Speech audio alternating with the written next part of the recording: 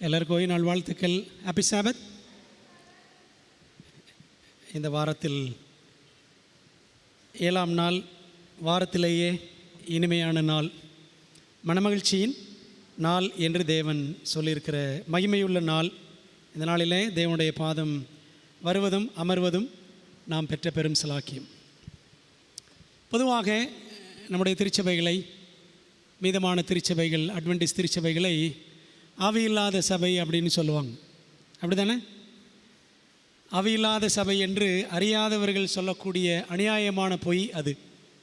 ஆனால் ஆராய்ந்து பார்த்தால் ஆவியானவரை குறித்து மிக தெளிவான வெளிச்சத்தையும் சத்தியங்களையும் பெற்றிருக்கிற திருச்சபை நாம் தான். இந்த நாளில் நாம் தொடர்ந்து படிக்கிற பாடங்களின் தொடர்ச்சியை இன்றைக்கு பார்க்க போகிறோம். பரிசுத்த பரம அபிஷேகம், ஹோலி அண்ட் ஹெவன்லி அனாயிண்டிங் என்ற தொடர் பாடங்களில் இன்றைக்கு 11ஆம் பாகம் செய்தியை நாம் என்ன செய்ய போகிறோம், படிக்க போகிறோம்.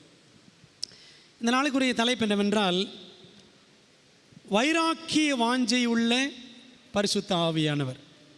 Holi jealousy of the holy spirit. Holy jealousy of the holy spirit. இந்த நாளின் தியானத்திற்குரிய வசனம் யாக்கோபு 4ஆம் அதிகாரம் 5ஆம் வசனம். யாக்கோபு எழுதின நிருபத்தில் 4ஆவது அதிகாரம் 5ஆம் வசனம் அநேக நாட்களாக என் மனதில் ஒரு தாக்கத்தை உண்டாக்கின வசனம். இது என்ன என்று புரிவதற்கு முயற்சிக்க வைத்த வசனம். வாசிக்கிறேன். யாக்கோபு 4:5. நம்மில் வாசமாயிருக்கிற ஆவியானவர் நம்மிடத்தில் வைராக்கிய வாஞ்சையாய் இருக்கிறார் என்று வேத வாக்கியம் வீணாய் சொல்லுகிறதென்று நினைக்கிறீர்களா? நம்மில் வாசமாயிருக்கிற ஆவியானவர் நம்மிடத்தில் வைராக்கிய வாஞ்சி உள்ள ஆவியானவர் என்று 2 பாடங்களை இந்த ஒரே வசனத்தில் படிக்கிறோம். பல நேரங்களில் இந்த வசனம் என் நினைவுக்கு வருவது உண்டு. ஆனால் அர்த்தம் தெரியாது அல்லாடினதும் உண்டு. தானியேலை போல் எனக்கு புரியவில்லை ஆண்டவரே என்று நம்மை தாழ்த்தி நாம் தேவ சமூகத்தில் ஜெபிக்கும் பொழுது புதிர்கள் எல்லாம் பதில்கள் ஆகும். புதிர்கள் எல்லாம் பதில்கள் ஆகும். ரொம்ப நாள் அந்த வசனம் புரியலையே அப்படின்னு சொல்லிட்டு இந்த பாடங்களை படிக்கும் பொழுது அதை கற்றுக்கொள்ள கர்த்தர் உதவி செய்தார், கற்றுக் கொடுத்தார். இதை படித்து சரி இந்த பதிலை கண்டுபிடிச்சி எழுதுவோன்னு எழுதுனா அது போய்கிட்டே இருக்குது, போதும் நிறுத்திட்டேன். இந்த நாளில் நம்ம ஜெபத்தோடு இந்த பாடத்தை கற்றுக்கொள்ள போகிறோம். எல்லார் கண்களையும் மூடுவோமா? பரிசுத்தமுள்ள பிதாவே, இந்த நாளிலே வைராக்கிய வாஞ்சியுள்ள ஆவியானவர் என்ற பாடத்தை நாங்கள் படிக்க போகிறோம். யாக்கோபு 4:5 வசனம். கர்த்தர் எங்களோடு பேசும், பொறுப்படுத்திக் கொள்ளும். கர்த்தாவே, நாங்கள் கர்த்தாய் கற்றுக்கொள்ள எங்களுக்கு உதவி செய்யுங்க. ஞானத்தை கொடுங்க, உற்சாகத்தை கொடுங்க, ஊக்கத்தை கொடுங்க, புரிந்து கொள்ளக்கூடிய புத்தியை எங்களுக்கு தாரும், கற்றுக்கொள்ளக்கூடிய வாஞ்சையை எங்களுக்கு தாரும். நம்முடைய சமூகத்தில் தாழ்த்துகிறோம். கர்த்தாவை சொல்லும்படியார்கள் கேட்கிறோம். நீர் பெருகும் நாங்கள் சிறுங்க உதவி செய்யும். இயேசு நாமத்தில் ஜெபிக்கிறோம் நல்ல பிதாவே, ஆமென்.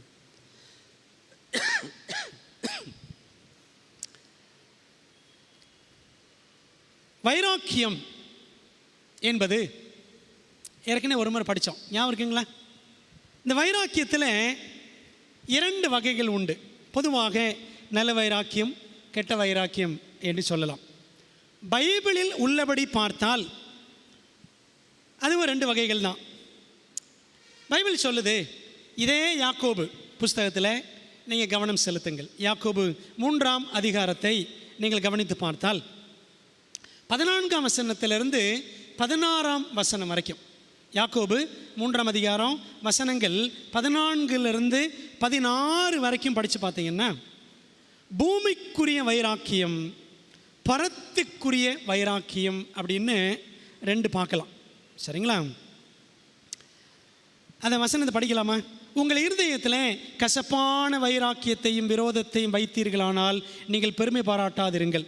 சத்தியத்திற்கு விரோதமாய் பொய் சொல்லாமலும் இருங்கள். இப்படிப்பட்ட ஞானம் பரத்திலிருந்து இறங்கி வருகிற ஞானமாய் இராமல் லௌகீக சம்பந்தமானதும் ஜென்ம சுபாவத்துக்குரியதும் பேய்த்தனத்துக்கு அடுத்ததுமாய் இருக்கிறது.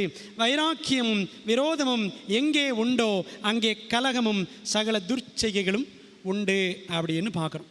முதலாவது வைராக்கியம் என்னன்னு பார்த்தீங்கன்னா பூமிக்குரிய வைராக்கியம். 2 கொரிந்தியரில் 12ஆம் அதிகாரம் 20வது வசனத்தை சற்று நாம் கவனித்து பார்த்தால் வாசிக்கிறோம். அதில் பாருங்கள், ஆகிலும் நான் வந்து உங்களை என் மனதின்படி இருக்கிறவர்களாக காணாமலும் நான் உங்கள் மனதின்படி இருக்கிறவனாக காணப்படாமலும் இருப்பேனோ என்றும் விரோதங்கள், வைராக்கியங்கள் அப்படின்னு ஒரு பட்டியலை போடுறார். சபையாரே, உங்கள் மத்தியில் இதெல்லாம் இருக்கலாமா அப்படின்ட்டு வைராக்கியங்கள் பற்றி பவுல் சொல்லுகிறார்.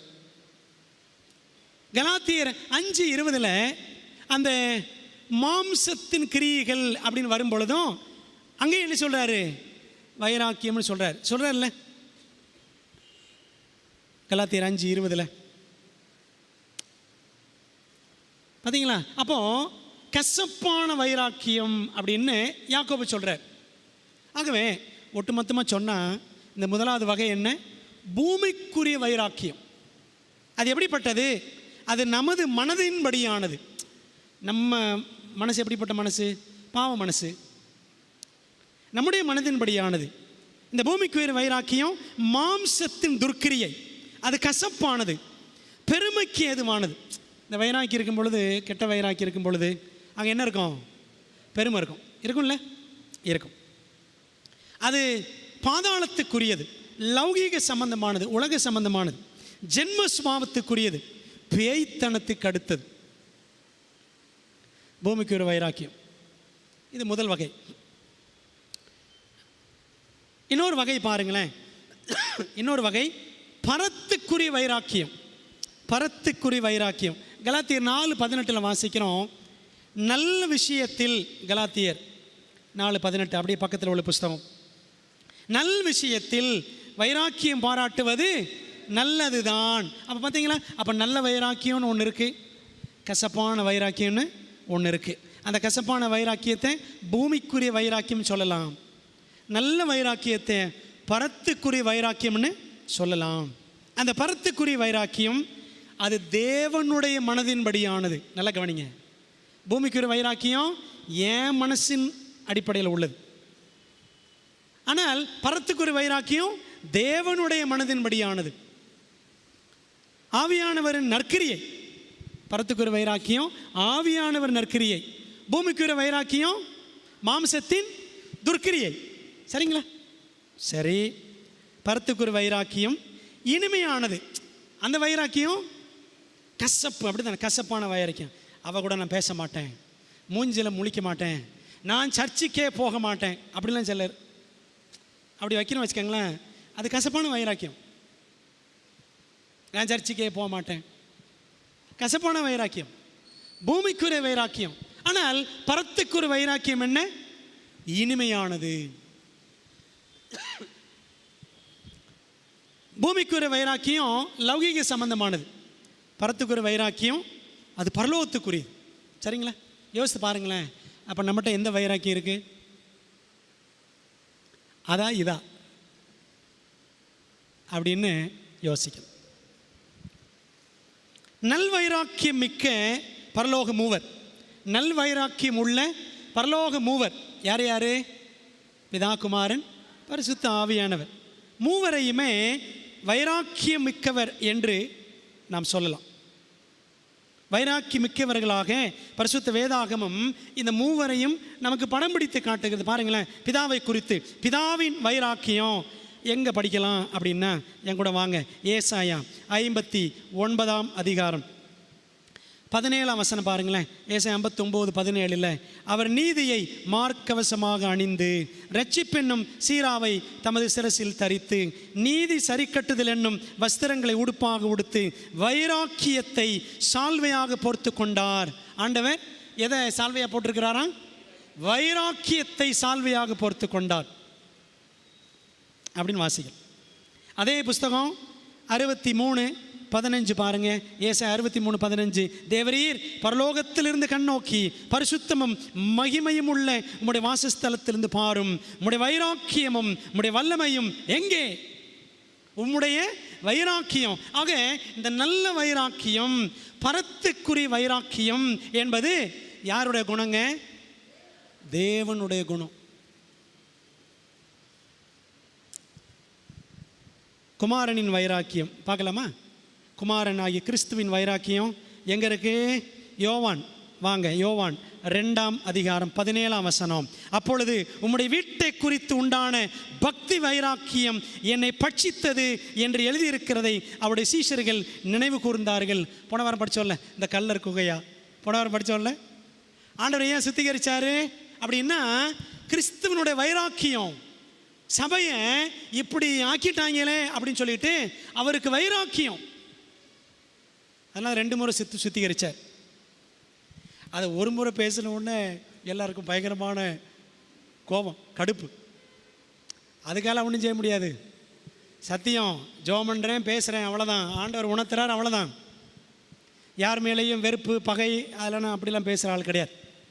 பிரியமானவர்களே, ஆண்டவர் இயேசு கிறிஸ்து என்ன செய்தார்? வைராக்கியம் உள்ளவராக ஆலயத்தை அவர் சுத்திகரித்தார்.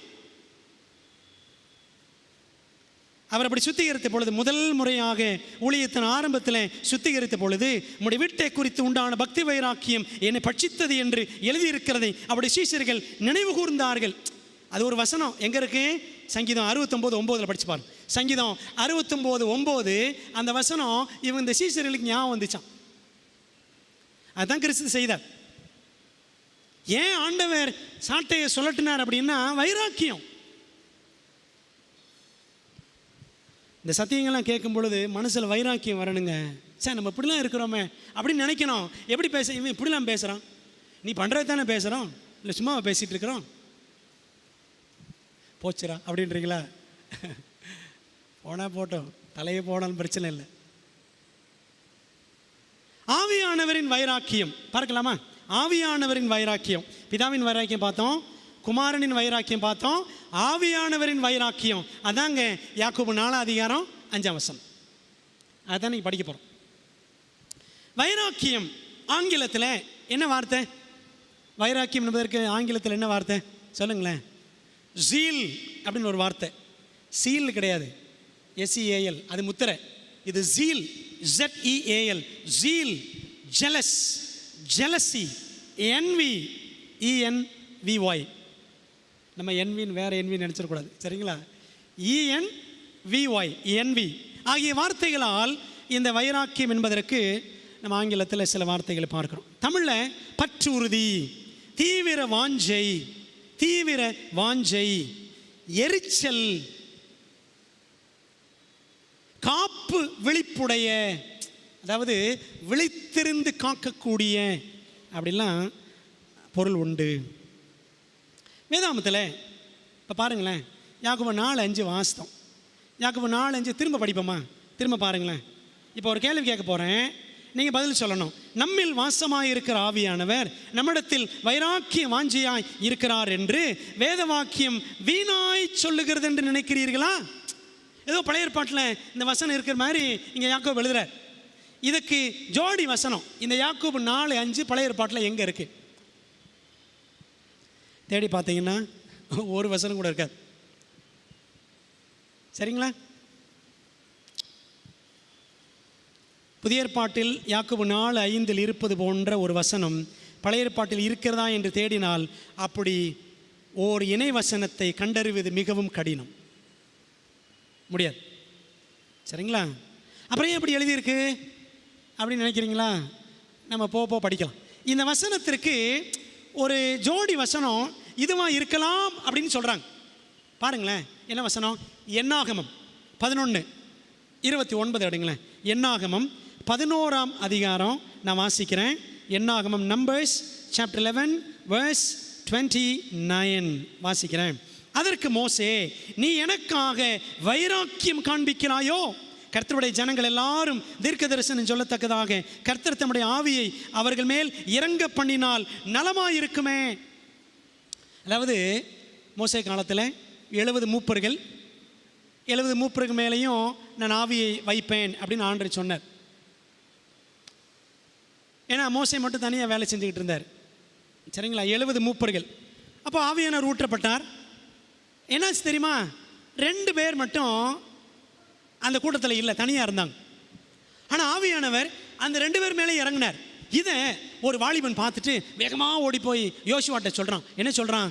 அந்த 70 பேரில் ஆவி வரணும்ல, 2 பேர் இங்கே கூட்டத்தில் இல்லை, அந்த 2 பேர் தனியாக இருக்கிறாங்க, அவங்க மேலே ஆவி வருது, எப்படி நம்ம கூட்டத்து மீட்டிங் வரலையே, ப்ரேயர் மீட்டிங் வரலையே அப்படின்ற மாதிரி ஒருத்தன் போய் சொல்கிறான். நீங்கள் இந்த அதிகாரம் படித்து பாருங்களேன். இதை போய் உடனே என்ன செய்கிறாரு, யோசுவா மோசேட்ட சொல்கிறார். யோசுவா சொல்கிறாரு 28ஆம் வசனம், என் ஆண்டவனாகிய மோசேயே அவர்களை தடை பண்ணும். அந்த 2 பேரும் சர்ச்சுக்கு வரல, 2 பேரும் ப்ரேயர் மீட்டிங் வரல, அவனுக்கு எப்படி பரிசுத்த ஆவி அப்படின்னு உடனே மோசே சொன்னார், ஏப்பா தேவன் தம்முடைய ஆவியை என்ன செய்யணும், எல்லார் மேலேயும் வைத்து எல்லாருமே தீர்க்க தரிசனம் சொன்னால் நல்லா இருக்குமே, எல்லாருமே தீர்க்க தரிசனம் சொன்னால் நல்லா இருக்குமே.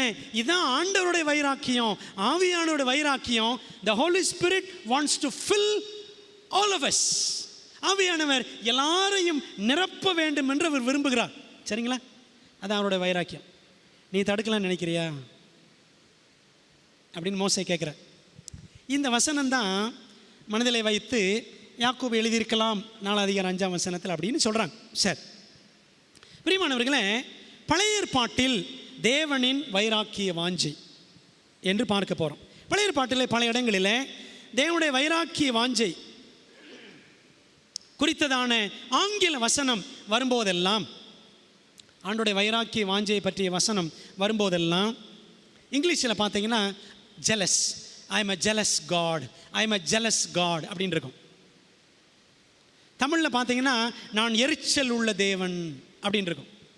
சரிங்களா? எரிச்சல்னு ஒன்று, இந்த நமக்கு இந்த எரிச்சல் வருது பார்த்தீங்களா, அந்த எரிச்சலை நினச்சிடக்கூடாது. நம்மகிட்ட வர்ற எரிச்சல் அது ஒரு கீழ்த்தரமான குணம். சரிங்களா? ஆனால் தேவனோடு சம்மந்தப்படுத்தி படிக்கும் பொழுது அந்த எரிச்சல்ன்றது அது வேறு. It's in eternal sense. தேவனுடைய அந்த நித்திய குணத்தை சுட்டி காட்டுகிறது அந்த எரிச்சல்ன்ற வார்த்தை. அந்த வைராக்கியம் அப்படின்னு படித்தோம்ல, யாக்கோபு 4:5, அந்த இடத்துல இந்த வார்த்தையை தான் நம்ம போடணும். சரி, சில வசனங்கள் படிப்போம், நமக்கு போக புரியும். உபாகமம் 32ஆம் அதிகாரம் எடுங்க. டியூட்ரானமி 32. உபாகமம் 32ஆவது அதிகாரம் 16ஆம் வசனத்தை நான் முதல்ல வாசிக்கிறேன், அடுத்து 21 வாசிக்கிறேன். அந்நிய தேவர்களால் அவருக்கு எரிச்சலை மூட்டினார்கள். சரிங்களா? அந்நிய தேவர்களால் அவருக்கு ஆண்டவருக்கு என்ன பண்ணாங்களா, எரிச்சலை மூட்டினார்கள். இங்கிலீஷில் எப்படி இருக்குன்னு பாருங்களேன். இங்கிலீஷில் உங்களுக்கு நான் வாசித்து காட்டுறேன். டியூட்ரானமி 32 verse 16, 32:16 என்ன சொல்லுது? They provoked him to jealousy. எரிச்சல். They provoked him to jealousy with strange gods. 21ஆம் வசனம் பாருங்க, அதே அதிகாரம் verse 21. தெய்வம் அல்லாதவைகளினால் எனக்கு எரிச்சலை மூட்டி. They have moved me to jealousy with that which is not God. சரிங்களா? அப்போ ஜெலசின்னு என்னன்னு இருக்கு? எரிச்சல். Our God is the jealous lover. He will brook no rival. நம்முடைய தேவன் எரிச்சல் உள்ள நேசர். அவர் போட்டியாளரை, எதிராளை பொறுக்க மாட்டார். இது எப்படி புரிஞ்சுக்கலான்னா, புரியுற மாதிரி சொல்கிறேன்னு. இப்போ பாருங்களேன், ஒரு புருஷனுக்கு ஒரு மனைவி தான். அந்த ஒரு புருஷன் இன்னொரு பெண்ணோடு வண்டியில் ரவுண்ட் அடிக்கிறது இந்த மனைவி பார்த்தா, இந்த மனைவிக்கு எப்படி இருக்கும்? எரிச்சல் வரும். அது நல்ல எரிச்சல். சரிங்களா? அதான் ஹோலி ஜெலசி. ஏன்னா என் புருஷன்தான், எனக்கு மட்டும்தான், அப்படி தானே? சரிங்களா? அப்போது அந்த அதே அர்த்தத்தில் நீங்கள் பாருங்களேன், என்னுடைய ஆண்டவர் இருக்கும் பொழுது அந்நிய தெய்வங்களை நாடும் பொழுது அது ஆண்டவருக்கு என்னவா மாறுது? எரிச்சல். ஆண்டவருக்கு போட்டியாளரை, அந்நிய தெய்வம் போட்டி தானே, எதிராளி தானே, தேவனதை பொறுப்பது இல்லை. இந்த உண்மையைத்தான் தேவன் திரும்ப திரும்ப உணர்த்தினார்.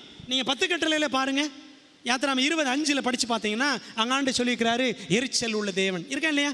10 கட்டளையில் இருக்குது, அந்நிய தெய்வங்களை வணங்காத.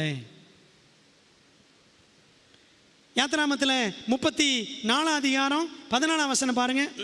யாத்திராமத்தில் 34:14 சொல்லுது, கர்த்தருடைய நாமம் எரிச்சல் உள்ள தேவன் என்பது, அவர் எரிச்சல் உள்ள தேவனே, ஆகையால் அந்நிய தேவனை நீ பணிந்து கொள்ள வேண்டாம். அப்படின்னு நம்ம ஒன்றும் வேறு சாமியெல்லாம் கும்பிடுறது கிடையாது, நம்மளாம் கரெக்டாக தானே இருக்கிறோம் அப்படின்னு நம்ம நினைக்கலாம். போப்போ படிப்போம் கரெக்டாக இருக்கிறோமா அப்படின்னு. இந்த ஜெலஸ் என்ற ஆங்கில வார்த்தைக்கான கிரேக்க வார்த்தை ஜெலோஸ், ZELOS. கிரேக்க வார்த்தை ZELOS, ஜெலோஸ். அதுக்கு என்ன அர்த்தம் அப்படின்னா பர்னிங் ஹீட், கொதிக்கும் வெப்பம் அல்லது கொதிக்கும் சூடுன்னு அர்த்தம். அப்போ ஜெலஸ்ன்னு என்ன அர்த்தம்? சூடாகிறதுன்னு அர்த்தம். சரிங்களா? இப்போ பாருங்களேன், ஆண்டவரை விட்டுட்டு வேறு யாரையா போய் வணங்கினா ஆண்டவருக்கு என்ன ஆயிரும்? சூடாயிரும். அதான் எரிச்சல். The idea is that God loves men with such a passion that he cannot bear any other love within the hearts of men. என்ன அர்த்தம் அப்படின்னா, தேவன் மனிதர்களை நேசிக்கிறார், வைராக்கியத்தோடு நேசிக்கிறார். மனிதருடைய இருதயங்களிலே தேவனுக்கு தவிர வேறு எதற்கும் நாம் அன்பு காட்டிவிட கூடாது. அதாங்க வைராக்கிய வாஞ்சையாய் இருக்கிறார். இந்த அர்த்தம் தான் யாக்கோபு 4:5 நாம் புரிந்து கொள்ள வேண்டிய அர்த்தம். த ஸ்பிரிட், அந்த வசனத்தை ஆங்கிலத்தில் படிக்கிறேன் பாருங்களேன். யாக்கோபு 4:5, the spirit which God has made to dwell within us jealously yearns for the full devotion of our hearts. நம்மில் வாசமாய் இருக்கும்படி தேவன் நமக்கு அருளி இருக்கிற பரிசுத்த ஆவியானவர் நமது இருதயங்களின் பரிபூர்ண பக்திக்காக எரிச்சலுடன் ஏங்கி காத்திருக்கிறார். அதான் அர்த்தம் யாக்கோபு 4:5. அதாவது நம்முடைய இருதயத்தை ஆண்டவருக்கு நம்ம முழுசாக கொடுக்கணுமா. இன்று நாம் பயன்படுத்துகிற அந்த எரிச்சல், அந்த அர்த்தத்தில் அந்த வசனத்தை நம்ம பார்க்கக்கூடாது. பைபிளில் எரிச்சல்ன்ற வார்த்தையே நமக்கு வரக்கூடிய மற்ற தேவையில்லாத எரிச்சல், அதோடு அப்படி சம்மந்தப்படுத்தி பார்க்கக்கூடாது. சரிங்களா பெரியமானவர்களே? அப்போ ஆவியானவர் அப்படிப்பட்ட வைராக்கியம் உள்ளவர். தேவனை தவிர வேற எதையும் என்ன செய்யக்கூடாது? பின்பற்றி போகக்கூடாது. ஏன் அந்த இடத்துல அந்த வசனம் அப்படி வருது தெரியுமா? யாக்கோபு 4:5 நம்மகிட்ட ஒரு பிரச்சனை இருக்குது. 4 வசனம் பாருங்களேன். யாக்கோபுக்கு வாங்க திரும்பவும். யாக்கோபுல 4 அதிகாரத்தில் 4 வசனம் என்ன கடுமையாக இருக்குது பாருங்க. விபச்சாரரே, விபச்சாரிகளே, யாருக்கு சொல்கிறாரு? சபையாருக்கு சொல்கிறார். உலக சிநேகம் தேவனுக்கு விரோதமான பகை என்று அறியீர்களா? ஆகையால் உலகத்துக்கு சிநேகிதனாயிருக்க விரும்புகிறவன் தேவனுக்கு பகைஞனாகிறான். உலக சிநேகம். இப்போ புரியுதா உங்களுக்கு? ஆண்டவர் ஏன் இந்த வைராக்கிய வாஞ்சியாக இருக்கிற பரிசுத்த ஆவியானவர் அங்கே போட்டிருக்காரு? என்ன அர்த்தம் தெரியுமா? ஆண்டவரை நேசிக்க வேண்டிய சபையாரே, நீ விபச்சாரம் பண்ணிகிட்டு இருக்கிற. என்ன அர்த்தம்? நீ உலகத்தை நேசிக்கிற. புரியுதா உங்களுக்கு? சரி, 4 காரியங்கள் படிக்க போகிறோம். 4 காரியங்கள். பரிசுத்த ஆவியானவரின் பரிசுத்த வைராக்கியம். 4 காரியங்கள். வைராக்கிய வாஞ்சை. முதலாவது, ஆவியானவரின் நேச வைராக்கியம். நேச வைராக்கியம். தேவன் அன்பாகவே இருக்கிறார், அப்படிதான் பைபிள் சொல்லுது 2 இடத்துல. 1 யோவான் 4:8 4:16. எந்த தேவன் அன்பாக இருக்கிறார்? பிதாவும் அன்பாக இருக்கிறார், குமாரனும் அன்பாக இருக்கிறார், ஆவியானவர் அன்பாக இருக்கிறார். வசனங்கள் டக் டக் நான் சொல்லிடுறேன், எடுத்து வாசிக்க நேரம் இல்லை. தேவன், பிதாவாகிய தேவன் அன்பாக இருக்கிறார். என்ன வசனம்? யோவான் 3:16. For God so loved the world. அப்படிதான் இங்கிலீஷில் இருக்கு. பிதாவாகிய தேவன் இவ்வளவாய் அன்பு கூர்ந்தார், அதனால தான் குமாரன் அனுப்பினார் இந்த உலகத்துக்கு. யோவான் 3:16, லவ் ஆஃப் த ஃபாதர். கிறிஸ்துவின் அன்பு எங்களை நெருக்கி ஏவுகிறது. 2 கொரிந்தியர் 5:14 படிச்சு பாருங்க. ரோமர் 8:36 படிச்சு பாருங்க. கிறிஸ்துவின் அன்பை விட்டு நம்மை பிரிப்பவன் யார்? கிறிஸ்துவும் அன்பாக இருக்கிறார். ஆவியானவர் அன்பா இருக்கிறாரா? ரோமர் 15:32 படிச்சு பாருங்க. ரோமர் 15:32 வாசிக்கிறோம், ஆவியானவருடைய அன்பின் நிமித்தமும் உங்களை வேண்டிக் கொள்ளுகிறேன். ரொம்ப அழகான வசனம். ரோமர் 15:32 பாருங்க. இந்த வசனம் என்ன சொல்லுது? நீங்கள் தேவனை நோக்கி செய்யும் ஜெபங்களில் நான் போராடுவது போல நீங்களும் என்னோடு கூட போராட வேண்டும் என்று நம்முடைய கர்த்தராகிய இயேசு கிறிஸ்துவின் நிமித்தமும் ஆவியானவருடைய அன்பின் நிமித்தமும் உங்களை வேண்டிக் கொள்ளுகிறேன். அப்போ ஆவியானவர் எப்படிப்பட்டவர்? அன்பாக இருக்கிறார். சரிங்களா? நல்லா புரிஞ்சுக்கங்களேன்.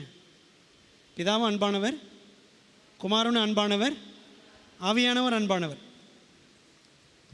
அப்படிப்பட்ட பரலோக தெய்வீக பாசத்தை நம்ம இருதயங்களில் பரிசுத்த ஆவியானவர் ஊற்றுகிறாராம். பார்த்தீங்களா? தேவன், கிறிஸ்து, ஆவியானவர் எல்லாம் அன்பாக இருக்கிறாங்க.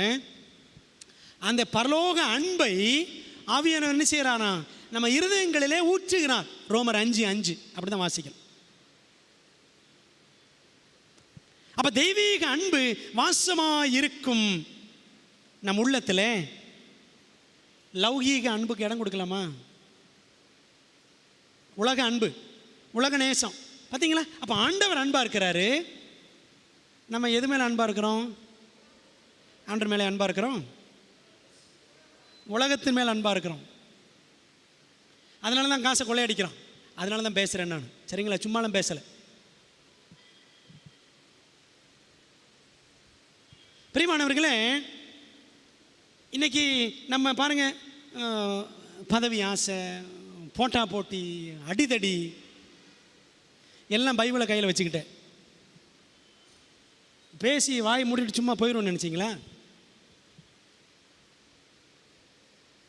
பிரியமான தேவ பிள்ளைகளே, ஆகவே நம்முடைய உள்ளத்தில் தேவ அன்பை ஆவியானவர் ஊற்றுகிறார்.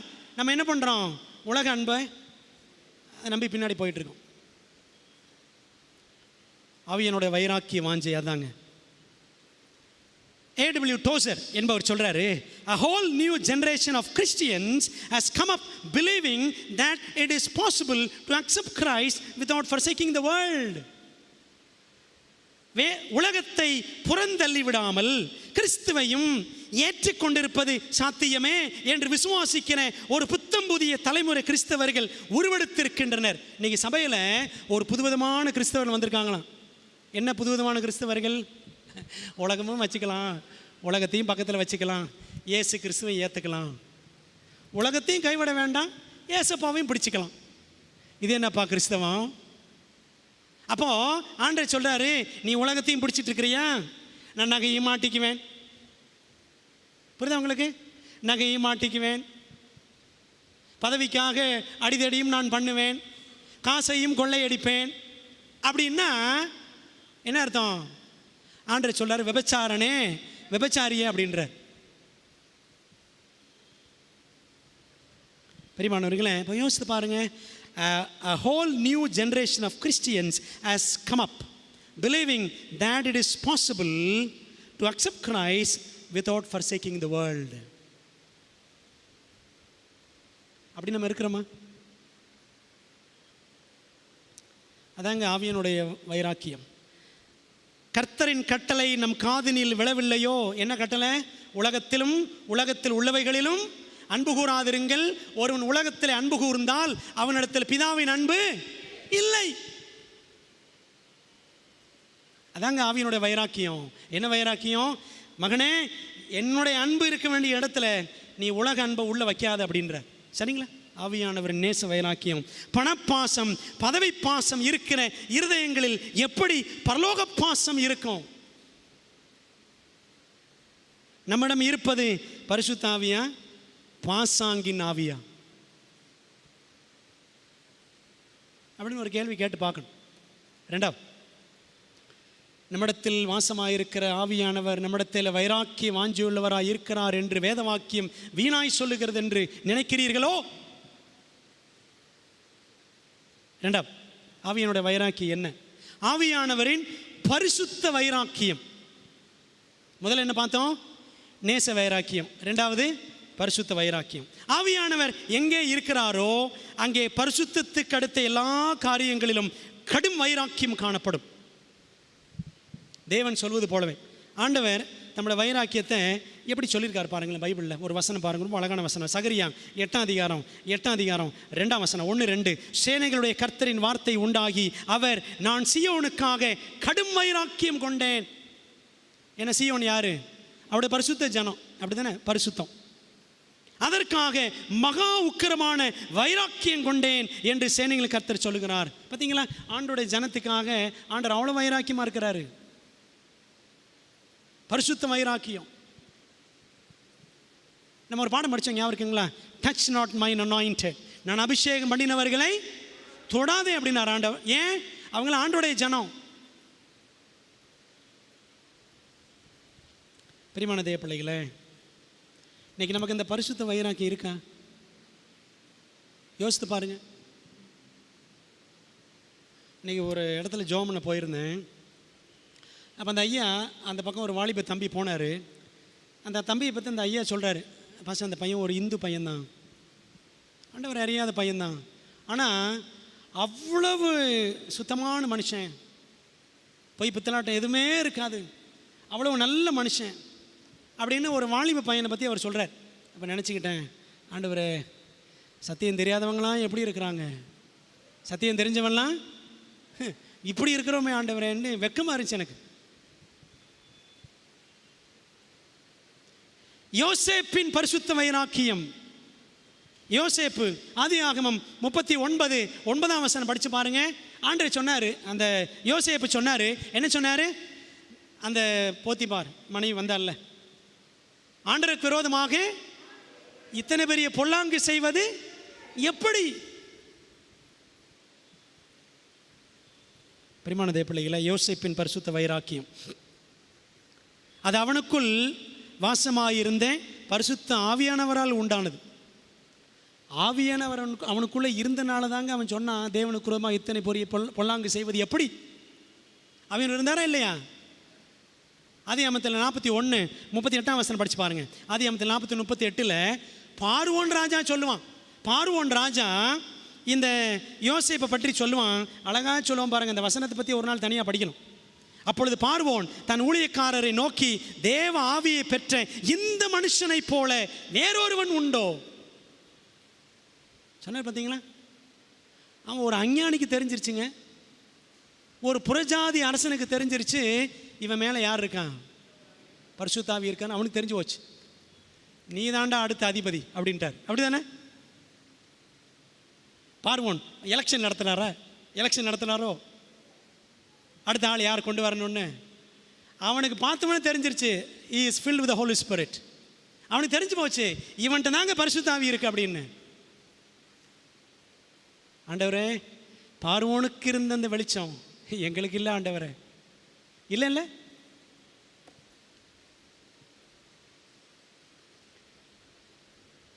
தானியேலின் பரிசுத்த வைராக்கியம். தானியேல் 1:8 நமக்கு நல்லா தெரிஞ்ச வசனம். தானியேல் தன் இருதயத்திலே தீர்மானம் பண்ணினான். என்ன தீர்மானம்? ராஜாவின் போஜனத்தினாலும் ராஜாவின் பானத்தினாலும் தன்னுடைய சரீரத்தை தீட்டுப்படுத்தக்கூடாது என்று தன் இருதயத்தில் அவன் தீர்மானம் பண்ணினான் அப்படின்னு படிக்கிறோம். வறண்ட வனாந்தரத்தில் வாடி வதங்கி வந்த அந்த இளம் வாலிபனுக்கு 17 வயசு, அப்படி தானே? அந்த இளம் வாலிபனுக்கு இத்தனை வைராக்கியம். அவன் காஞ்சி போய் வந்திருக்கான் 2.5 மாசமா சோறு தண்ணி இல்லாமல். சரித்திரம் அப்படித்தான் சொல்லுது. 2.5 மாசமா இதை நேபுகாத்நேச்சார், ஏன்னா எருசலேமிலிருந்து பாபிலோனுக்கு 1000 மைல்கள், 1500 கிலோமீட்டர் நடக்க வச்சு அவன் என்ன வால்வோ பஸ்ஸில் கூப்பிட்டு வந்திருப்பான்? இல்லை பல்லாக்களை தூக்கிட்டு வந்திருப்பானா தானியேல? கிடையாது. சரித்திரத்தில் இருக்கு, நடக்க வச்சே கூப்பிட்டு வந்தானா 2.5 மாதம். அப்போ வாடி வதங்கி நொந்து நூடுல்ஸ் ஆகி நோஞ்சானாகி வந்திருப்பான் தானியேல். பாருங்களேன், அவனுக்கு அப்படி வகை வகையாக டிஷ்ஷாக வந்திருக்கு. அவன் என்ன பண்ணி இருக்கணும்? அடி வெளுத்து கட்டியிருக்கணும், அப்படி தானே? ஆனால் வைராக்கியங்க, அதான் பரிசுத்த வைராக்கியம். இன்றைக்கி பள்ளிக்கூடங்களுக்குள்ளெல்லாம் ஃப்ளாஸ்க் வருகிறது டீயோடு. நம்முடைய ஆஃபீஸுகளுக்குள்ளெல்லாம் பெரிய பெரிய ஆஃபீஸிலெல்லாம் பெரிய பெரிய தலைவர்கள்லாம் டீயை கப்புன்னு குடிக்கிறாங்க, அப்படி தானே? யாராவது வந்து இங்கே வந்து பேசுங்க, ஹெல்த் மெசேஜ் பிச்சு பிடிச்சு. பிரியமான தேவ பிள்ளைகளே, அந்த வைராக்கியம் பாருங்க, அது அவனுக்குள், தானியேலுக்குள் வாசமாயிருந்த பரிசுத்த ஆவியானவரால் உண்டானது. பரிசுத்த ஆவியானவர் தானியேலுக்குள்ள இருந்தாருங்க. அதனால தான் 17 வயசுல அவன் ஸ்ட்ராங்கா நின்னான்.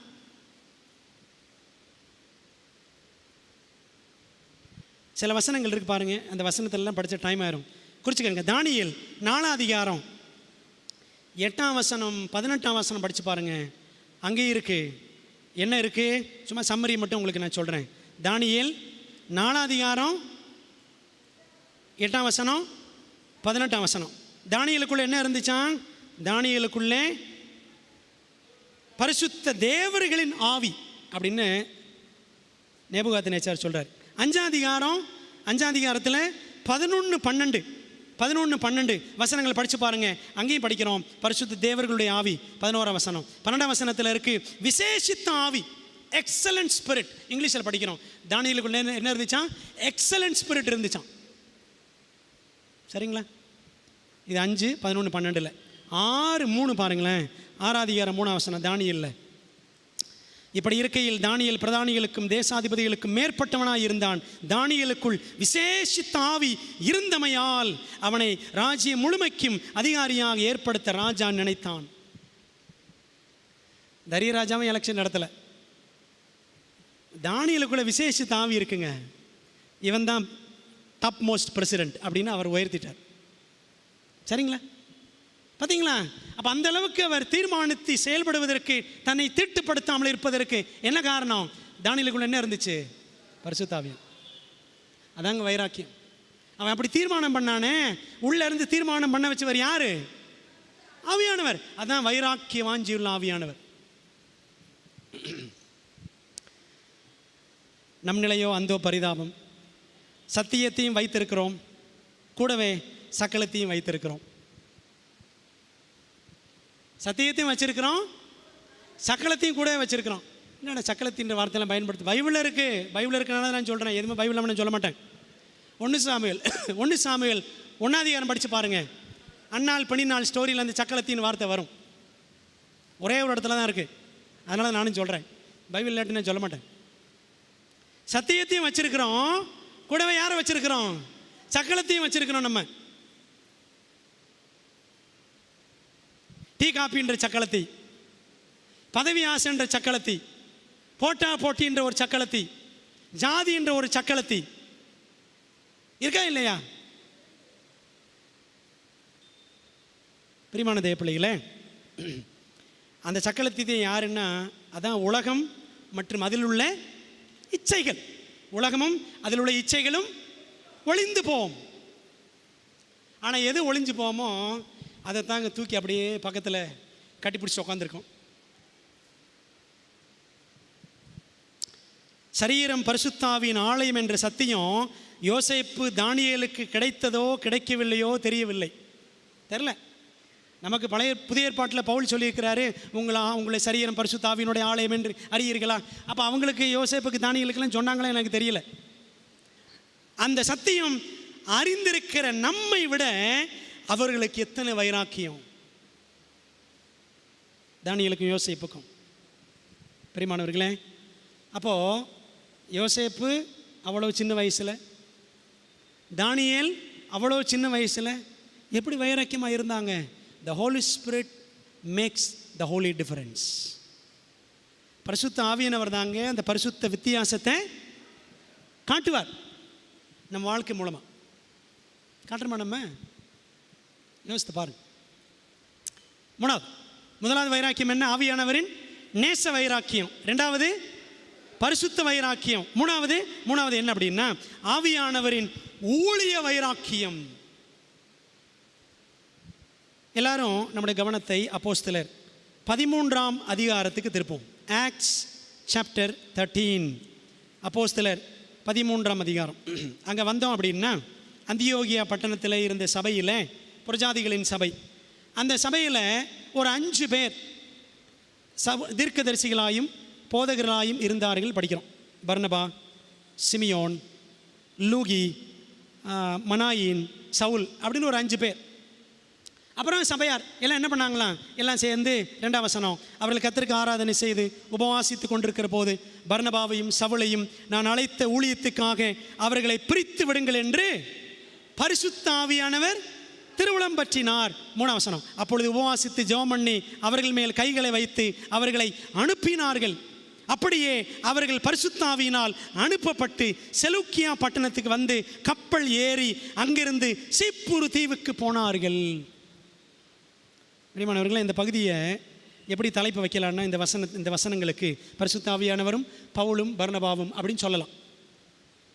இந்த வேத பகுதியை படித்து பார்த்தோம்னா பாருங்களேன், தீர்க்கதரிசிகள், போதகர்கள், இவங்களாம் தலைவர்கள். தலைவர்கள் ஆவியானவரால் அழைக்கப்பட வேண்டும். அவர்கள் ஊழியத்திற்கென்று ஆவியானவரால் பிரிக்கப்பட வேண்டும். அவர்கள் உலகத்திற்குள் சத்தியத்தை கொண்டு செல்ல ஆவியானவரால் அனுப்பப்பட வேண்டும். அதாங்க இந்த பகுதி சொல்லுது. அப்போ இந்த பர்னபா பவுல் இவங்களெல்லாம் நிறைய பேர் சேர்ந்து உபவாசம் ஜெபம் பண்ணிக்கிட்டு இருந்தாங்க. ஜெபம் பண்ணும் பொழுது இவங்க 2 பேரும் பிரிச்சிருங்க ஊழியத்துக்கு அப்படின்னு ஆவியானவர் பேசினார். அதனால தாங்க 3 மிஷனரி பயணங்கள், பவுலின் 3 மிஷனரி பயணங்கள் அப்போஸ்தலரில் இருக்கு.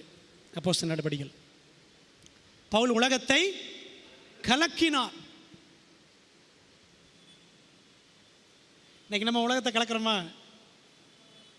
இன்னைக்கு செவன்த் டே சபை உலகத்தை கலக்குதான்?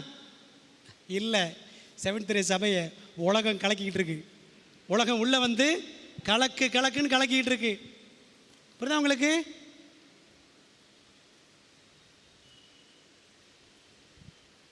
பவுல் உலகத்தை கலக்கினாரு. காரணம் என்ன? பவுல் பரிசுத்த ஆவியை நிரம்ப பெற்றிருந்தார். அப்போஸ்தலர் 9 அவர் மனமாற்றம் பெற்ற அதே அதிகாரம். அப்போஸ்தலர் 9:17 பாருங்களேன்.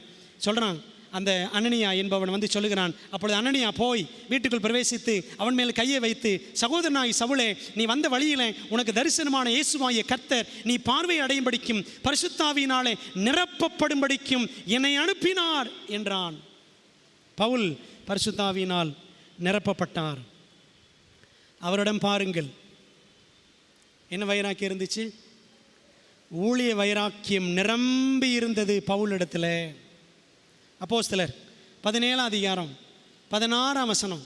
அப்போஸ்தலர் 17:16, அத்தேனே பட்டணத்தில் பவுல் அவர்களுக்காக காத்து கொண்டிருக்கையில் அந்த பட்டண விக்கிரகங்களால் நிறைந்திருக்கிறதை கண்டு தன் ஆவியில் மிகுந்த வைராக்கியம் அடைந்து. அத்தேனே பட்டணத்தில் சிலருக்காக வெயிட் பண்ணிகிட்டு இருக்கிறார் பவுல். அப்போ அப்படி இந்த மார்க்கெட்லாம் அப்படி சுற்றி பார்க்குறாரு. அங்கே இருக்கிற விக்கிரகங்கள்லாம் பார்த்துட்டு அவருக்கு பயங்கர வைராக்கியம். இதை போய் கும்பிட்டுக்கிட்டு இருக்காங்களே அப்படின்னு சொல்லிட்டு பிரசங்கமே பண்ண ஆரம்பிச்சிட்டார். ஊழியம் தொடங்கிட்டார். ஊழிய வைராக்கியம் கொடுக்கறது யாரு? ஆவியானவர் தான் கொடுப்பார். 18:5 பாருங்க. அதே அப்போஸ்தலர் 18ஆம் அதிகாரம் 5ஆம் வசனம். மக்கெதோனியாவிலிருந்து சீலாவும் தீமோத்தேயும் வந்தபோது பவுல் ஆவியில் வைராக்கியம் கொண்டு இயேசுவே கிறிஸ்து என்று யூதருக்கு திருஷ்டாந்தப்படுத்தினான். இயேசுவே மேசியான்னு வைராக்கியமாக பேசினார் பவுல். அப்படியே நிறைய இருக்குங்க பவுலுடைய வைராக்கியம். ஒரே ஒரு வசனம் மட்டும் பாருங்கள். 2 கொரிந்தியர் 11:2, 2 கொரிந்தியர் 11ஆம் அதிகாரம் 2ஆம் வசனம் என்ன சொல்லுது? நான் உங்களை கற்புள்ள கன்னிகையாக கிறிஸ்து இன்னும் ஒரே புருஷனுக்கு ஒப்பு கொடுக்க நியமித்தபடியால் உங்களுக்காக தேவ வைராக்கியமான வைராக்கியம் கொண்டிருக்கிறேன். என்ன வைராக்கியமா? நமக்கெல்லாம் ஒரே புருஷன்தான், சரிதானே? ஏற்கனவே ஒரு மாதிரி சொல்லியிருக்கேன். நம்ம புருஷன் 2 புருஷன், அப்படி தானே? கிறிஸ்துவன்ற புருஷன், மாம்சம்ன்ற புருஷன். அதான் உலகம். 2 புருஷன் இருந்தால் என்னது? அதான் யாக்கோபு 4:4 படித்தோம், விபச்சாரரே விபச்சாரிகளே. சரிங்களா?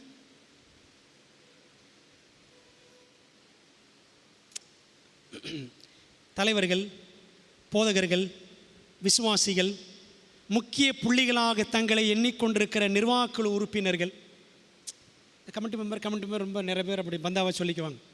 அப்படிப்பட்டவர்கள் மற்றும் வாலிபர்கள் அனைவருக்கும் ஆவியானவர் அருளும் ஊழிய வைராக்கியம் இருக்கிறதா? ஒரு எழுத்தாளர் சொல்றார் பாருங்களேன், ஜிம் சிம்பாலா என்ற ஊழியக்காரர் எழுதுறாரு, missionary organisations and church board meetings that do not include times of prayer and waiting on God for direction are a disgrace and a blight to God's work. அதாவது மிஷனரி ஸ்தாபனங்கள், சபை நிர்வாகக்குழு கூட்டங்கள் எல்லாம் நிறைய நடக்குது. இந்த மாதிரி ஸ்தாபனங்களும் நிர்வாக குழு கூட்டங்களும் ஜெபத்திற்கு நேரம் ஒதுக்காமல் தேவனுக்கு காத்திருப்பதற்கு, தேவனுடைய வழிகாட்டுதலுக்கு நேரம் ஒதுக்கவில்லை என்று சொன்னால் இந்த ஸ்தாபனங்களும் இந்த சபை நிர்வாக கூட்டங்களும் எல்லாமே அவமானம், ஆண்டோட ஊழியத்திற்கு அவமானம், ஆண்டோட ஊழியத்திற்கு இதெல்லாம் ஒரு நோய் அப்படின்னு எழுதுறார். தொடர்ந்து சொல்றாரு, how could we be wiser than God the Holy Spirit? Think of all the church decisions both in personal and finances that are made without even 10 minutes of serious prayer to what the Holy Spirit might say. நம்ம எல்லாரும் பரிசுத்த ஆவியானவராகிய தேவனை காட்டிலும் ஞானிகளா? Missionary ஸ்தாபனங்களும் சபை நிர்வாக கூட்டங்களும். இன்றைக்கு சபையில் எடுக்கப்படுகிற தீர்மானங்கள் கூட்டமாக பொருளாதார ரீதியாக எடுக்கப்படுகிற தீர்மானங்களை யோசித்து பாருங்கள். அவர் சொல்றார், 10 நிமிஷம் கூட ஜெபம் பண்ணாம, ஜெப வாழ்க்கையே இல்லாம, பரிசுத்த ஆவியானவர் என்ன சொல்லுவார் என்று அவருடைய ஆலோசனைக்கு காத்திராமல், ஒரு சீரியஸ் பிரேயர், பக்தி வினயமான ஜெபம் இல்லாமல் எடுக்கப்படுகிற தீர்மானங்களை யோசித்து பாருங்கள். நீங்கள் அப்படித்தான் ஊழியங்கள் ஸ்தாபனங்கள் எல்லாமே இயங்குது, சபை நிர்வாக கூட்டங்கள் எல்லாம். தேவ சமூகத்தில் அமர்ந்து உபவாசித்து ஊழிய திட்டங்களை பெற்று செயல்படும் நாட்கள் திரும்பட்டும். ஊழிய திட்டங்கள் ஆண்டவர் கொடுக்கணுமா?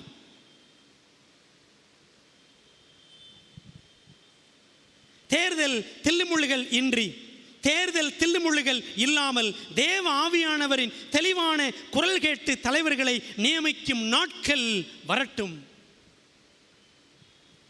சரிங்களா? இன்னைக்கு தேர்தல் என்ற பேரில் எவ்வளவு தில்லுமுள்ளுகள் நடக்குதா? நடக்குதில்ல? வெளியில் இருக்கிற அரசாங்க தேர்தல் தில்லுமுள்ளு கூட தோற்று போயிடும் போல. சரிதானே? அவன் வந்து நம்ம ஆளுகிட்ட படிச்சுக்கலாம், அப்படித்தான் இருக்கு. பெருமான தேவ பிள்ளைகளே, ஆனால் பாருங்களேன், ஆவியானவர் சொன்னார், பிரிச்சுட்டார். பவுலையும் பர்னபாவையும் நான் அழைத்த ஊழியத்திற்கு அவர்களை பிரித்து விடுங்கள். அப்போஸ்தலர் 13:1-4 அழகாக சொல்லுது. ஆவியானவர் அழைச்சாரு, அவங்கள பிரிச்சாரு, ஆவியானவர் தான் அவங்கள அனுப்புனார். அதனால தான் பாருங்க உலகத்தை கலக்குனாங்க. இன்னைக்கு ஏற்படக்கூடியவர்கள் தலைவர்கள் சபைக்குள்ளே இருக்கக்கூடிய தலைவர்கள் ஆனாலும், சபையில் மூப்பர் இந்த மாதிரி ஆட்களை சொல்கிறேன், அல்லது மிஷனில் இருக்கக்கூடியவர்கள் ஆனாலும் சரி, எல்லாருமே ஒரு கேள்வி கேட்குறேன், are we all appointed by the holy spirit? தேவ ஆவியானவரால் நம்ம எல்லாரும் நியமிக்கப்பட்டவர்களா? கேள்வி.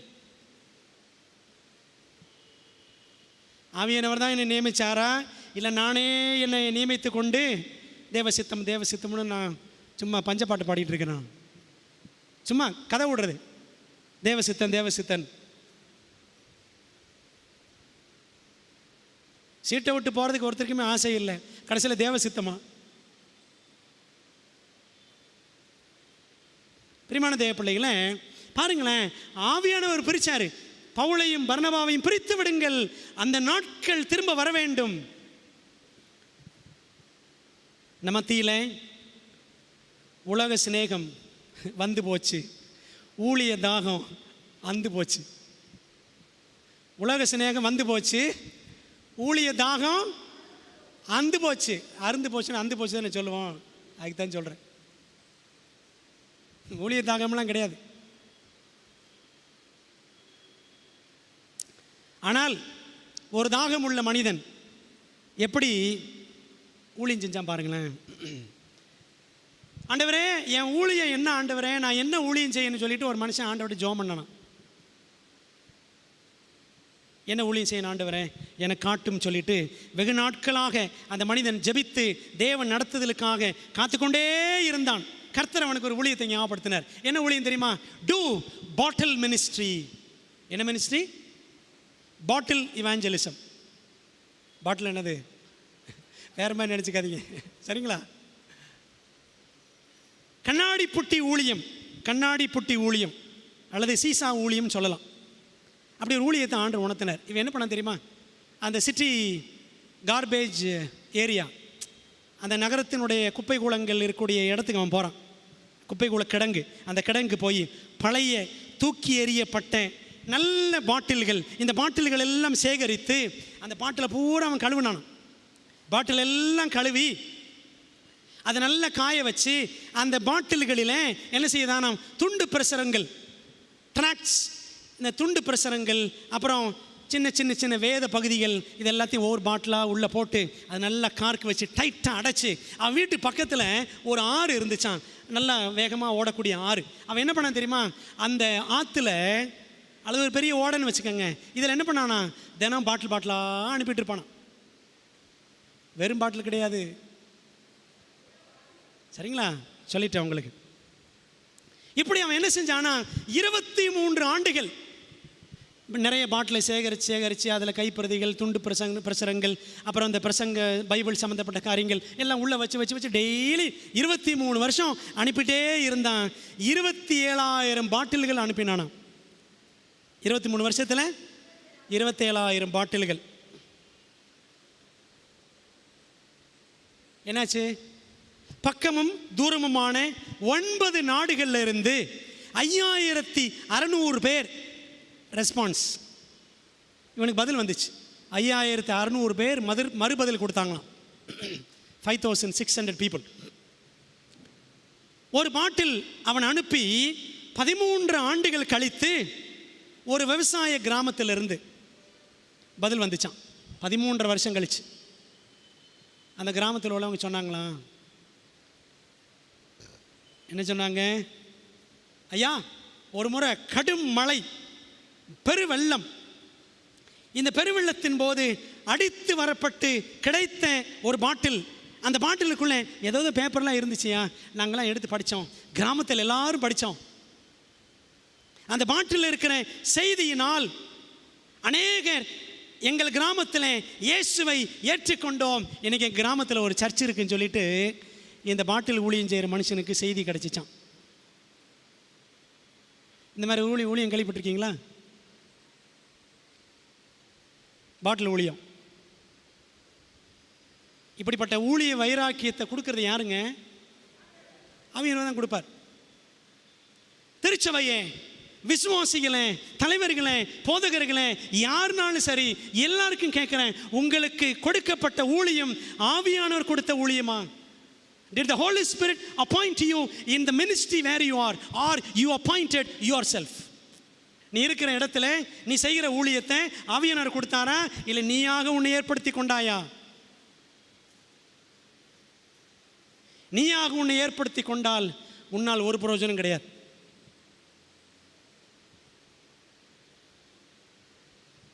ஆண்டவருக்கும் பரலோகத்துக்கும் ஒரு பிரயோஜனம் கிடையாது. நமக்கு வேணால் அவங்களாம் ஏற்படுத்திக்கிட்டவங்க வேணால் பிரயோஜனம் இருக்கலாம், ஆனால் பரலோகத்துக்கும் சத்தியத்துக்கும் சபைக்கும் பிரயோஜனமே கிடையாது.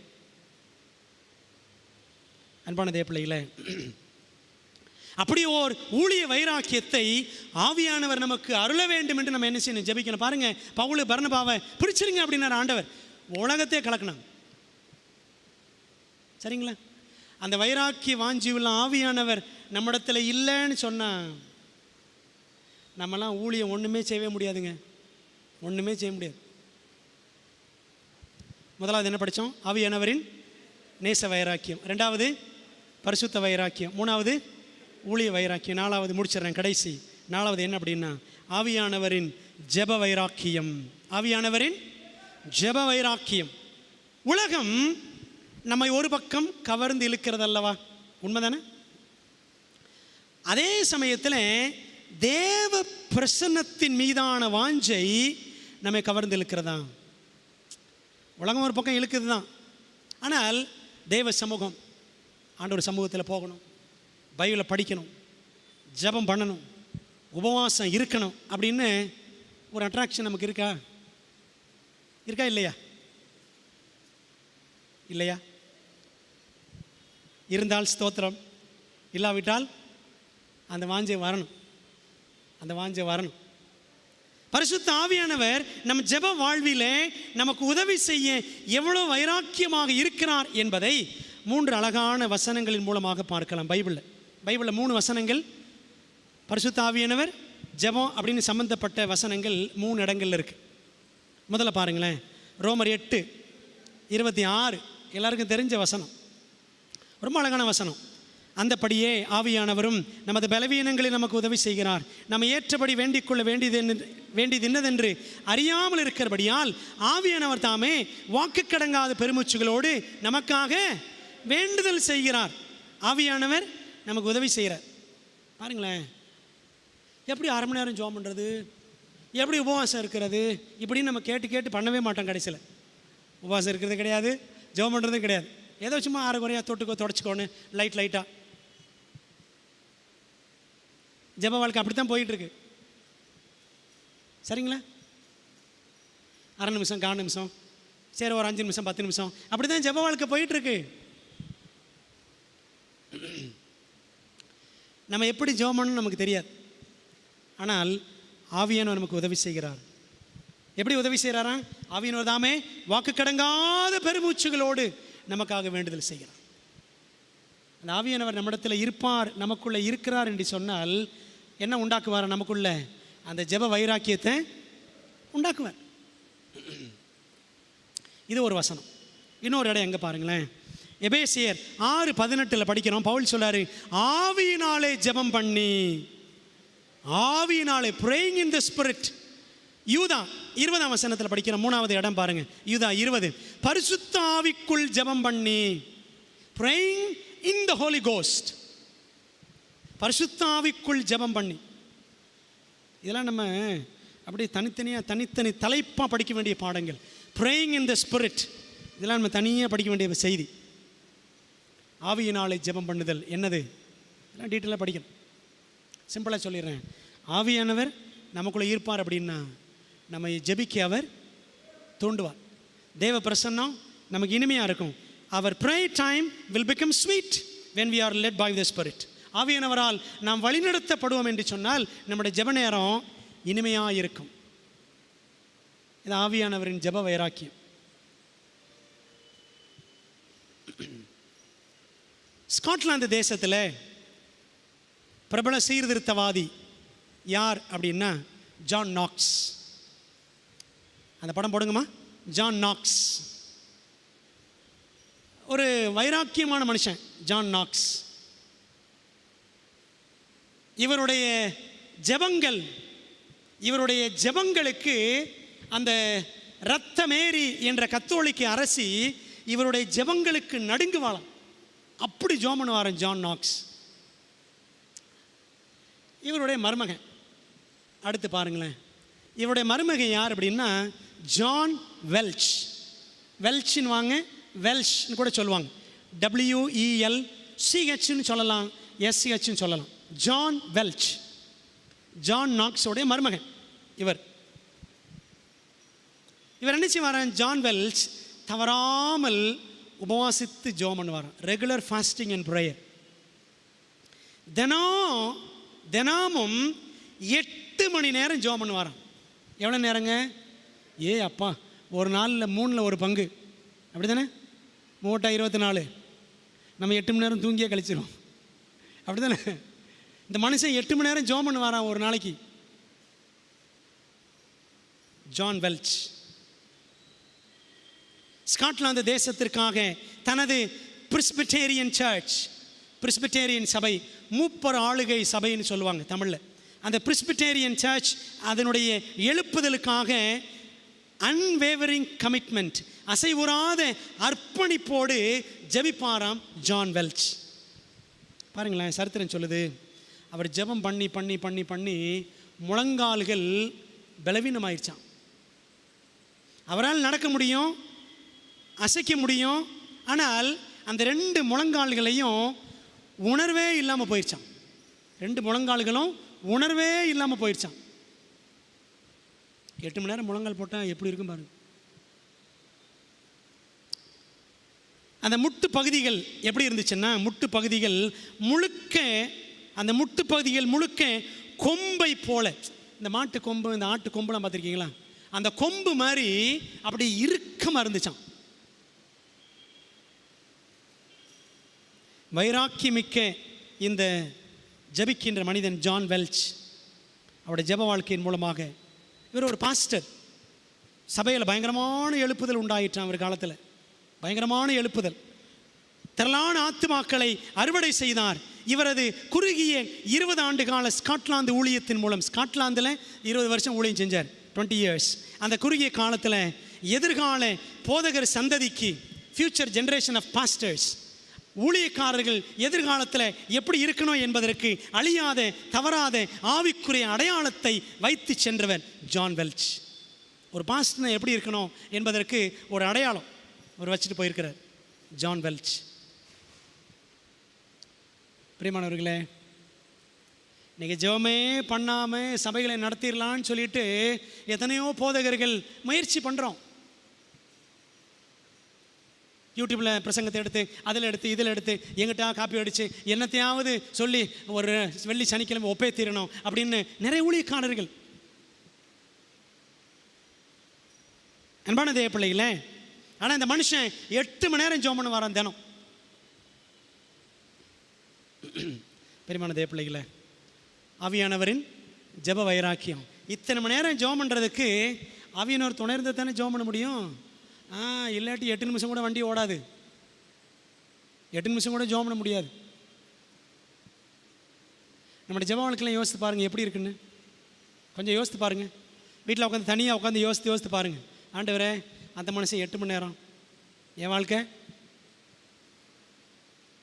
ஒரு மாதம் ஃபுல்லாக சேர்த்தா கூட 8 மணி நேரம் வருமானு தெரியல. அப்படி தானே? ஒரு மாதம் ஃபுல்லாக சேர்த்தா கூட 8 மணி நேரம் வருமானு தெரியல.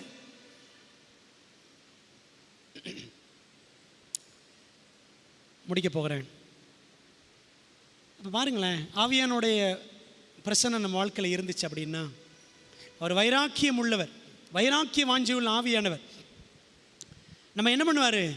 பிரிச்சிருவார், அவருடைய மகிமைக்காக பிரிச்சிருவார் நம்மை. பாவ உலகமும் தேவனும் எப்போதும் எதிர் துருவங்கள், அப்படி தானே? பாவ உலகம் ஆப்போசிட்டு, தேவன் ஆப்போசிட், ரெண்டுமே எதிர் துருவங்கள், எதிர் துருவங்கள், ரெண்டுமே ஒத்தே போகாது, அப்படி தானே? பாவ உலகத்தை நேசிக்கும் விசுவாசி தேவ நேசத்திலிருந்து வழுவுகிறான். உலகத்தையே நம்ம நேசித்து கொண்டு இருந்தோம்னு வச்சுக்கோங்களேன், நம்ம தேவனுடைய நேசத்தை விட்டு விழுந்து விடுகிறோம்.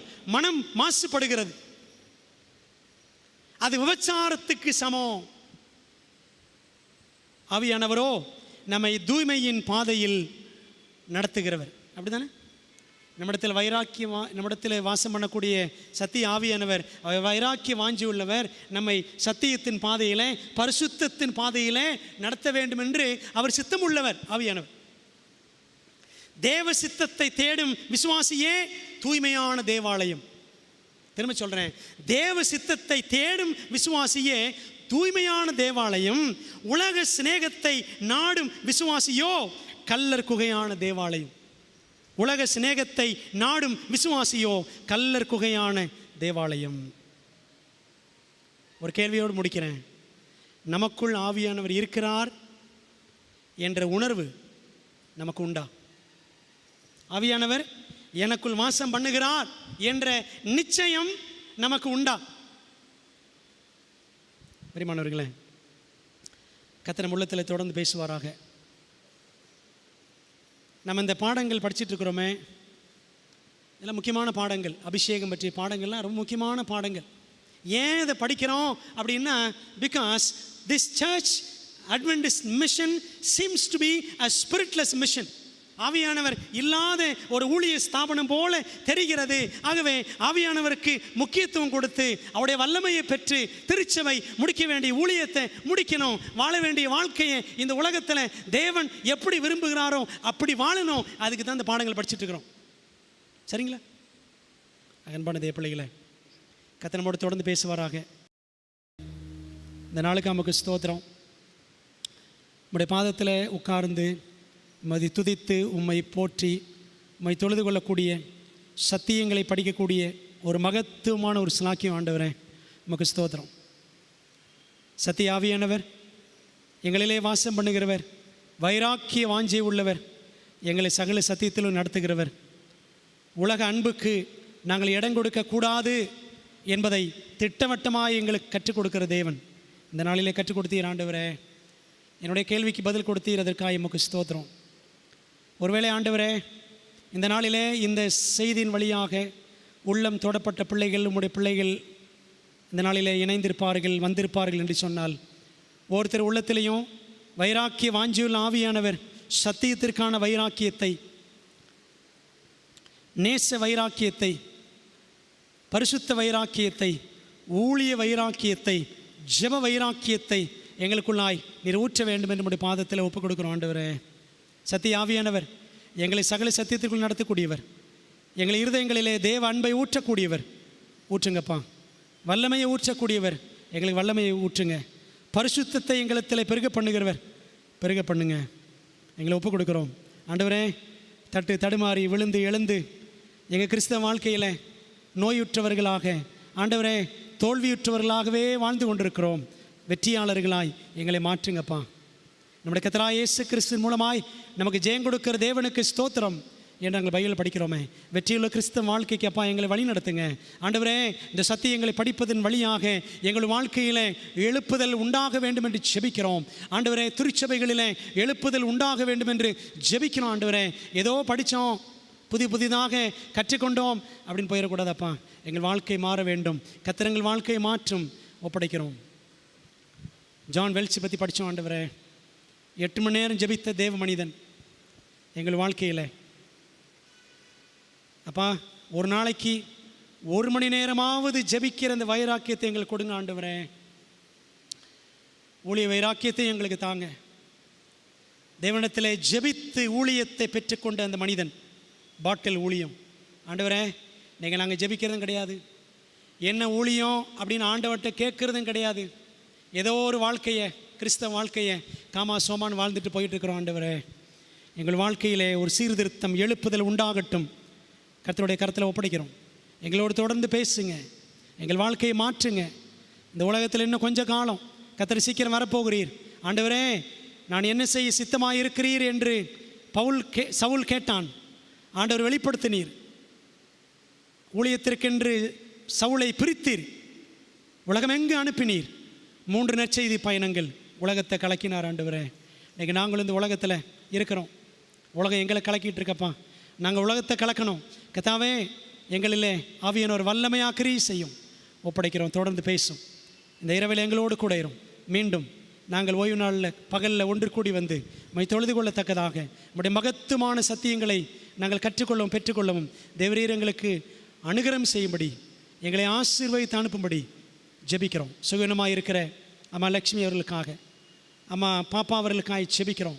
இந்த பிள்ளைகளை கண்ணோக்கி பாருங்கப்பா. படுத்த படுக்கையில் இருக்கிற இந்த பிள்ளைகளுடைய வியாதி படுக்கையை கர்த்தர் மாற்றி சித்தம் வைத்திருக்கிறீரோ ஆண்டவரே. என்ன சித்தம் வச்சுருக்கீங்க? உங்களுடைய சித்தம் இந்த பிள்ளைகள் வாழ்க்கையில் நிறைவேறட்டும், பலப்படுத்தும், வழி நடத்தும்.